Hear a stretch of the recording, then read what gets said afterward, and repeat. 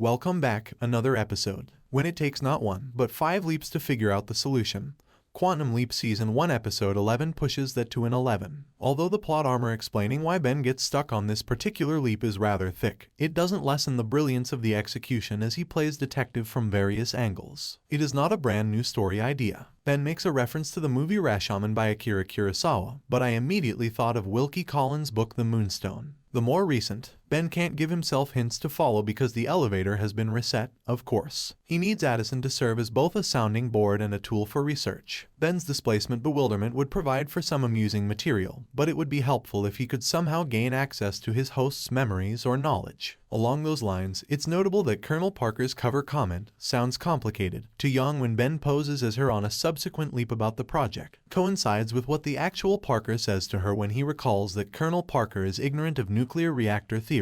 The leaping sequence is artfully arranged. It isn't a straight drop in status, but from Colonel Parker to Murphy, Ben moves from the most prominent but uninvolved person down to the one with the lowest clearance, but the most access. For Ben himself, the fact that everyone is present to see the reactor's startup serves as the ideal environment. The comparison they make between nuclear energy and quantum technology, which may be weaponized in the wrong hands, raises serious concerns about the inherent goodness of people, as suggested in Kurosawa's Rashomon. Dr. Woolsey refers to the reactor as his child, further elaborating on the parallel. At Rashomon's climax, the baby persuades the priest that people are not the brutish creatures that the average person thinks they are. People make mistakes. They are susceptible to being controlled by power, revenge, and fear. All of Ben's leaps, with the probable exception of Murphy, reveal a deception. Young is posing as someone else. The Colonel is aware that the reactor might be compromised. Wagner is prepared to die to stop the reactor from being used as a weapon of mass destruction, while Woolsey is selling out the good the reactor could achieve in order to maintain control of the project.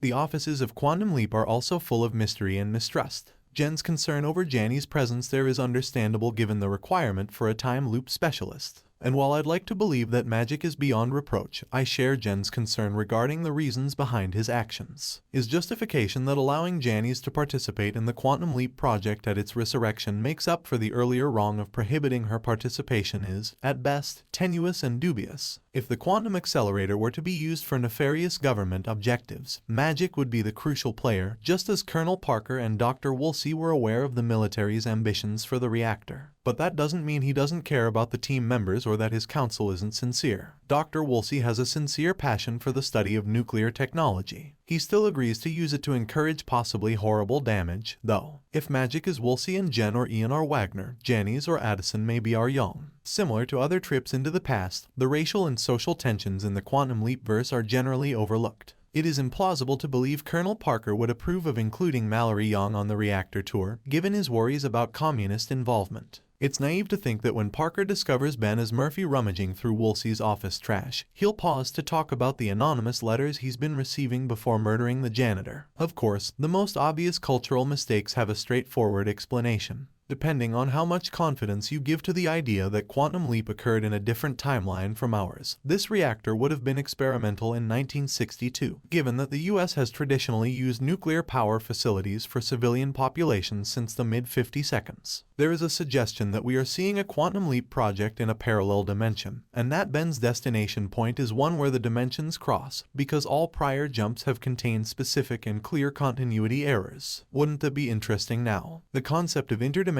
narrative is almost as absurd as time travel without a butterfly effect conundrum. We should also talk about Jen's suggestion that they turn off the accelerator to save Ben's life. Is there really a waiting area here? Ben's awareness jumps, but his body is in stasis. How else could turning Ziggy off prevent his death? Thanks for watching, and don't forget to subscribe.